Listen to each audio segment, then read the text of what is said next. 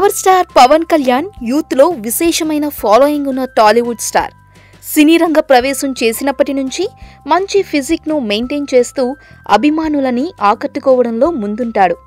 తెరపై ఎప్పుడూ ఫిట్ గా అందంగా కనిపించే పవన్ కాటమరాయుడు సినిమాలో కాస్త డీగ్లామర్ గా కనిపించి ప్రేక్షకులని నిరాశపరిచాడు. అత్తారింటికి దారేదిలో అంత అందంగా ఉన్న పవన్ ని ఇలా చూసి అందరూ ఆశ్చర్యపోయారు. ఇక దీనికి కారణం ఆ సమయంలో పవన్ బాగా బరువు పెరగడమే.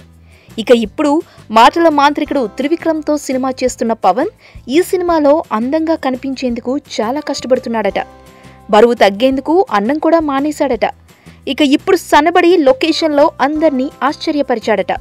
మొత్తానికి త్రివిక్రమ్ పవన్ని బాగానే మార్చేశాడని యూనిట్ మొత్తం సంబరపడిపోతుందట.